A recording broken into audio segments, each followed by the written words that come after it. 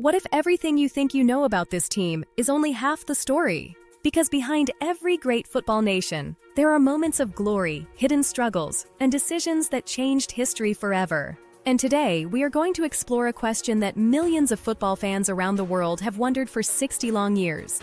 Can England, the nation that invented this game, finally end their World Cup curse in 2026? England, the Three Lions, the birthplace of football itself. No country on earth carries more football history in its identity. No fan base carries more hope and more heartbreak into every major tournament. And no team in the history of the sport has waited longer to reclaim a trophy they once held in their own hands. Because here is the extraordinary truth. England have won the World Cup exactly once, in 1966, on home soil at Wembley Stadium. And in the 60 years since that summer afternoon, they have come agonizingly close, only to fall, again and again and again. But 2026 is different. The stage is set across North America, the United States, Canada, and Mexico.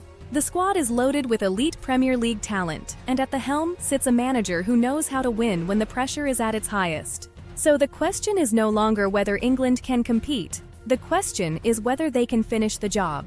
It all began on the 30th of July 1966, Wembley Stadium, a crowd of nearly 100,000 people. Under the brilliant management of Sir Alf Ramsey, England defeated West Germany 4-2 in one of the most dramatic World Cup finals ever played. Geoff Hurst, immortal in English football history, became the only player ever to score a hat-trick in a World Cup final. And Bobby Moore, arguably the greatest English footballer who ever lived, lifted the Jules Rimet trophy into a golden summer sky. England were world champions, and then the wait began. In 1970, defending champions England were knocked out. In 1986, Diego Maradona scored that goal, the infamous Hand of God, and England were gone again. In 1990, they reached the semi-finals in Italy, only to lose on penalties. Paul Gascoigne wept on that pitch, and a nation wept with him. 1996 on home soil, a penalty miss by a young Gareth Southgate, elimination again. 1998, David Beckham's red card. 2002, a quarter-final loss to Brazil. 2006, 2010, 2014, each tournament a new story of promise ending in silence. And then 2018, something unexpected. Under Gareth Southgate, England reached the semi-finals in Russia, their best performance in 28 years. They were no longer laughable underdogs. They were genuine contenders again, but they could not cross the final line. England's curse has never been a shortage of talent, it has been a shortage of timing. Bobby Charlton, Bobby Moore, Gary Lineker, Paul Scholes, Steven Gerrard never won a World Cup despite being one of the finest midfielders of his generation. Wayne Rooney never made it past a quarter-final. But this generation feels different, because the players available to England in 2026 represent the deepest, most technically gifted pool the country has ever assembled. Harry Kane, the current England captain and all-time record scorer, is on fire at Bayern Munich, with 39 goals and 5 assists in the 2025-26 season alone. He is not just England's striker, he is one of the most lethal center forwards on the planet. Jude Bellingham, only in his early 20s, already a Champions League winner, a generational talent who drives forward with the confidence of a veteran. He has the hunger of a young man with something to prove. Bukayo Saka, Arsenal's relentless right winger, brave, creative, and technically exceptional, a player who raises the level of every team around him. Declan Rice, the engine, the heartbeat of this midfield, a player Tuchel views as virtually undroppable. In 70 appearances for England, he has become the kind of leader that turns good teams into great ones. Cole Palmer, Phil Foden, Marcus Rashford, reborn at Barcelona, Anthony Gordon. England's attacking depth in 2026 is not a question mark, it is a statement. England entered World Cup qualification under new head coach Thomas Tuchel, the German tactician who won the Champions League with Chelsea.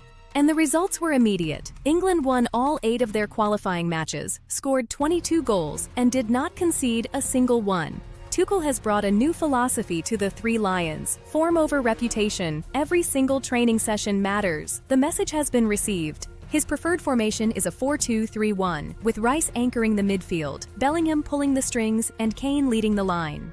Yes, there are injury concerns. Jude Bellingham has faced fitness challenges. Reece James continues his battle with recurring problems.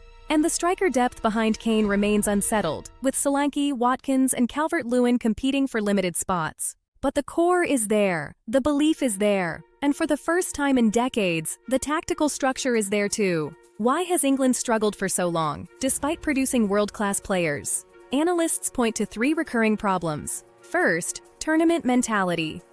International football demands a different kind of patience. Historically, England have panicked in big moments. Second, penalty shootouts. From 1990 to 2021, England lost 6 consecutive major tournament shootouts. That pattern was not about technique alone. It was psychological. Under Southgate, England finally began to address this with dedicated shootout preparation, a practice Tuchel has continued. Third, squad cohesion. Assembling individuals into a functioning team has always been the challenge. Tuchel's focus on chemistry could be the difference maker. England's World Cup story matters far beyond England's borders. With over 50 million supporters globally, the world watches when England play. And 2026 is not just any World Cup. With 48 teams competing across 3 nations, the tournament will be the biggest ever staged.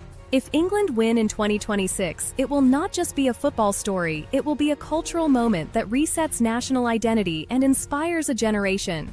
The last time football came home was 60 years ago. 60 years of waiting.